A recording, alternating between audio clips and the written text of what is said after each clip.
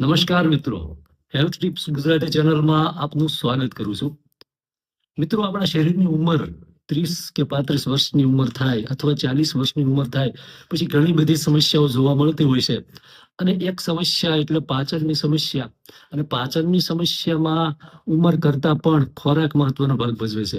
આપણે ગમે તેવું ખાઈ લીધું હોય તો પેટની અંદર પેટની સમસ્યાઓ થાય છે મિત્રો, જેની અંદર ગેસ, એસિડિટી, કબજિયાત, ખાસ કરીને જે લોકોને પેટ સાફ થતું ન હોય અને એમાં પણ 35 વર્ષ કે 40 વર્ષ પછીની ઉંમર હોય તો પેટ સાફ થવામાં જેમને વાર લાગતી હોય, તો આવા લોકો માટે એક સરસ મજાનું ફળ છે, એક ફ્રૂટ છે કે જે આખું પેટ સાફ કરી અને આંતરડા છે ને એને નરમ બનાવે છે, આંતરડાને સ્મૂથ બનાવે છે અને પાચન ક્રિયાને વધારે એક્ટિવ બનાવે છે. બીજું સૌથી મહત્વનું કે શરીરમાં રહેલો બધો જે વધારાનો કચરો હોય ને એને બહાર કાઢવામાં મદદ કરે છે.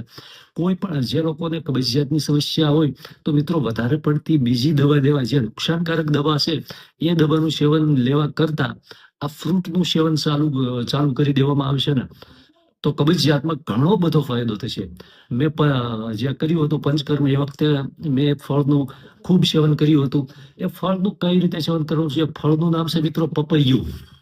પપૈયું જે છે, પાકું પપૈયું લેવાનું છે, વધારે પડતું પાકું પણ નહીં પરંતુ મીડિયમ પાકેલું પપૈયું હોય ને, આ પપૈયાનું સેવન કરવાથી કબજિયાતને મટાડી શકાય છે.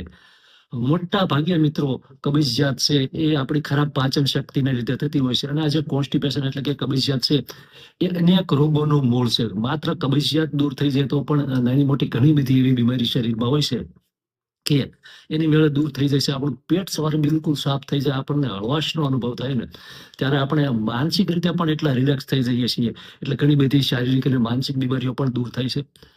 પપૈયાની અંદર મિત્રો પપૈન નામનું એક એન્ઝાઇમ હોય છે જે પાચનને અતિ સરળ બનાવે છે. પાચન જે છે એને વધારે, પાચન શક્તિને વધારે એક્ટિવ બનાવશે, પાચક રસોને વધારે એક્ટિવ બનાવે છે અને આપણા પેટની અંદર જે કચરો હોય, જે મળ હોય, જે સડેલો મળ હોય, જે નીકળી ન શકતો હોય કબજિયાતને કારણે, અથવા જે લોકોને પાણી પીવાની ઓછી ટેવ હોય જેને લીધે મળ કઠણ થઈ જતો હોય, તો આવા લોકોને પપૈયું ખૂબ જ ફાયદાકારક સાબિત થશે. અને એમાં પણ 40 વર્ષથી વધારે ઉંમર હોય તો આવા લોકોને ક્યાંક ને ક્યાંક પાચનને લગતી નાની મોટી સમસ્યા હોઈ શકે તો આવા લોકોને ખૂબ જ ફાયદો થશે. કેમ કે અમુક ઉંમર પછી આપણું શરીર છે એની ઉર્જા પણ થોડી ઓછી થતી હોય છે, ત્યારે આવા સમયે પપૈયું છે એ શરીરને એક ઉર્જા પણ આપે છે, એક પ્રકારની એનર્જી પણ આપે છે. બીજું સૌથી મહત્વનું, પાચન ક્રિયા માટે પપૈયાનું સેવન કરવું હોય તો ક્યારે કરવાનું? ખાસ કરીને કબજિયાત માટે એનું સેવન કરવું હોય તો સવારના પહોરમાં, સવારનો નાસ્તો કર્યા પછી અથવા સવારે 10-11 સવારે નાસ્તો કર્યા પછી 10-11 વાગ્યે એક પપૈયું છે ને, મીડિયમ સાઇઝનું પપૈયું, એટલે લગભગ તમારી કેપેસિટી મુજબ 500 ગ્રામથી લઈને 1 કિલો સુધીનું પપૈયું છે એ ખાવાનું છે. કદાચ એના ભાગનું બપોરે ભોજન ઓછું ચાલે તો કઈ વાંધો નહીં, પરંતુ એટલું પપૈયું ખાવાનું છે. આ પપૈયું ખાવાથી મિત્રો આપણું પેટ ખૂબ સારી રીતે, દેશી ભાષામાં એમ કહેવાય કે આપણો કોઠો ખૂબ સારી રીતે સાફ થાય છે. અને જે લોકો ક્યાંક બહારના પ્રસંગોમાં જઈને ક્યાંક બહારનું ન ખાવાનું હોય, એવું વધારે ચટાકેદાર તીખું તળેલું ખાઈને આવ્યા હોય ને, તો આવા લોકોએ બીજા દિવસે પપૈયું અવશ્ય ખાવું જોઈએ. કેમ કે પપૈયું છે આપણા શરીરમાં ગયેલો જે ઝેરી દ્રવ્ય હોય છે, ઝેરી કચરો હોય છે, જે ન ખાવાનો હાનિકારક ખોરાક આપણા પેટમાં ગયો હોય તો એને બહાર કાઢવામાં ખૂબ જ મદદ કરે છે, ખૂબ મહત્વનો ભાગ ભજવે છે. એ સિવાય મોટી ઉંમરના લોકોને એટલા માટે ફાયદો કરશે કેમ કે પપૈયાની અંદર વિટામિન એ છે એ પણ ભરપૂર માત્રામાં છે, તો આંખો માટે પણ પપૈયો ખૂબ જ ફાયદાકારક છે. આંખોની દ્રષ્ટિ જાળવી રાખશે અને દ્રષ્ટિ ક્ષમતા વધારશે, એટલે મોટી ઉંમરના લોકોને પણ ખૂબ જ ફાયદો થશે. એ સિવાય પપૈયું જે લોકોને શરીરનું વજન વધારે હોય તો આવા લોકોને પણ ફાયદો કરશે, કેમ કે પપૈયાની અંદર કેલરીની માત્રા ખૂબ ઓછી હોય છે અને ફાઈબર વધારે હોય છે. એટલે જે ખોરાક ખાઈએ છે એ ખોરાક છે એનું ચરબીમાં રૂપાંતર નથી થતું, એનું શક્તિમાં રૂપાંતર કરે છે. એટલે ઘણા લોકોને વધારે ખાવાની, પેટ ભરી ખાવાની ટેવ હોય ને, તો આવા લોકોને ખૂબ ફાયદો થશે. કેમ કે એ લોકો ખોરાકની જગ્યાએ જો પહેલા પપૈયાનું સેવન કરશે તો એક તો ખોરાક ઓછો ચાલશે, એવું નથી કે ખોરાક ઓછો લેશે એટલે નબળા આવશે, બિલકુલ નહીં.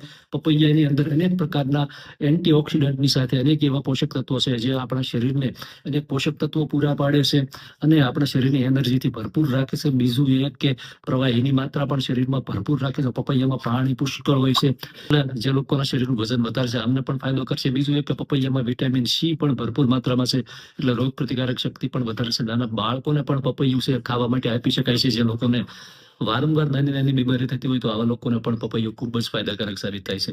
એ સિવાય પપૈયું છે બ્લડ સર્ક્યુલેશનમાં પણ મહત્વનો ભાગ ભજવવાની સાથે સાથે બ્લડ પ્યુરિફાયરનું પણ મહત્વનું કામ કરે છે.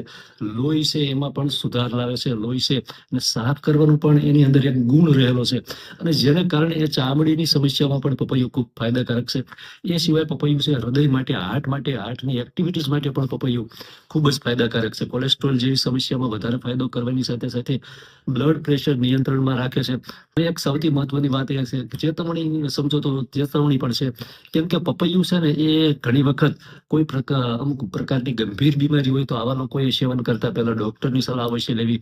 બીજું એ કે ગર્ભવતી બહેનો હોય, પ્રેગ્નન્ટ બહેનો હોય તો આવી બહેનો જે છે, આવી મહિલાઓએ પપૈયાનું સેવન ન કરવું અથવા પપૈયાનું સેવન કરવું હોય તો જે ડોક્ટર પાસે એમની જે ચાલુ હોય છે કોર્સ કે જે દવાઓ, તો ડોક્ટરની સલાહ લઈને પછી પપૈયાનું સેવન કરવું. બાકી નોર્મલ વ્યક્તિ હોય, બેઠાડું જીવન જીવતી વ્યક્તિ હોય તેમજ પરિશ્રમ કરતા વ્યક્તિ હોય પણ પપૈયું અવશ્ય ખાવું જોઈએ. પપૈયું છે પાચન ક્રિયા માટે સૌથી બેસ્ટ ફૂડ માનવામાં આવે છે. જે લોકોને કબજિયાત અને ગેસ જેવી સમસ્યા રહે છે તો આવા લોકોએ પપૈયું છે એનું સેવન અવશ્ય કરવું જોઈએ. ભલે તમે અઠવાડિયામાં 2 વાર કે 3 વખત પપૈયું ખાવ. જેમને કબજિયાતની સમસ્યા છે એક કાંતરા ખાલી 1 અઠવાડિયું પપૈયું ચાલુ કરો, તમને ખુદને એનું રિઝલ્ટ માલુમ પડશે મિત્રો. ખૂબ ખૂબ આભાર. જય માતાજી.